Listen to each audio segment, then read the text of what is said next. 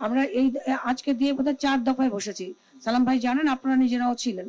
তো 4টা দফায় বসলাম, তারপরও এই রমজানের ক্রাইসিসটা থেকেই গেল। তো এটা ইনফ্যাক্ট দুঃখজনক। আর আমি মনে করি যে আপনারা যারা ব্যবসায়ীরা আছেন, আপনাদের লিডারশিপ নিয়ে আমাদের মনে এখন শঙ্কা জেগেছে যে আপনারা কোন টাইপের লিডারশিপ দিতে পারছেন। এনিওয়ে, মানে কথা শেষ, আজকে এখানে মিটিং শেষ। এরপরে কিন্তু রাষ্ট্র দায়িত্ব নেবে। আমরা কিন্তু বলেছি আমাদের কিন্তু রাষ্ট্রীয় পদ্ধতি আছে, সেটা আপনারাও জানেন। শুধু শুধু আপনাদের সঙ্গে আপনাদের প্রতি আমাদের একটা রেসপেক্টের জায়গা আছে এবং সেটা ভেরি মাচ হাই। যদি আমাদের আপনাদের প্রতি রেসপেক্টটা না থাকতো আমরা 2 মাস আগে থেকে বসতাম না।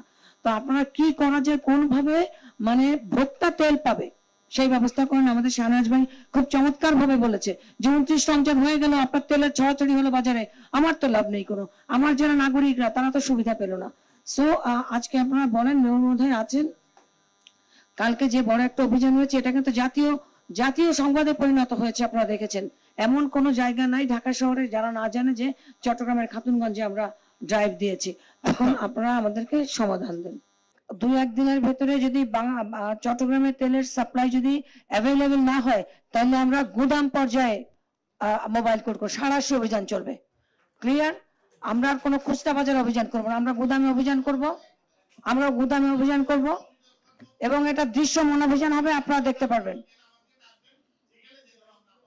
আর শুধু গুদামে অভিযান করে আমরা শেষ করব না, আমরা কিন্তু জেল দিব। আজকে টিকে গ্রুপ বলেন বা সিটি গ্রুপ বলেন, এরকম একটা প্রতিষ্ঠিত গ্রুপের কাউকে যদি আমরা 10 দিনের জন্য জেল দিই, আমি মনে করি সেই গ্রুপটা মরে যাওয়ার মতো একটা অবস্থা অপরাধের কারণে। সো আপনারা সাবধান হন, আমাদের কাজকেই আপনারা বলে যাবেন। আপনাদের যেভাবে আমাদের খাতুনগঞ্জের ব্যবসায়ী সমিতি সভাপতি মহোদয় বলেছেন, আপনারা আজকেই সিদ্ধান্ত হবে, না হলে কালকে থেকে রাষ্ট্র দায়িত্ব নেবে। আর আমরা অভিযান করবো 2টার পর থেকে। আমাদের সঙ্গে ছাত্র সমন্বয়কটা থাকবে। দেখি আপনারা কার শক্তি বেশি, রাষ্ট্রের শক্তি বেশি নাকি ব্যবসায়ীদের শক্তি বেশি, আমরা দেখতে চাই।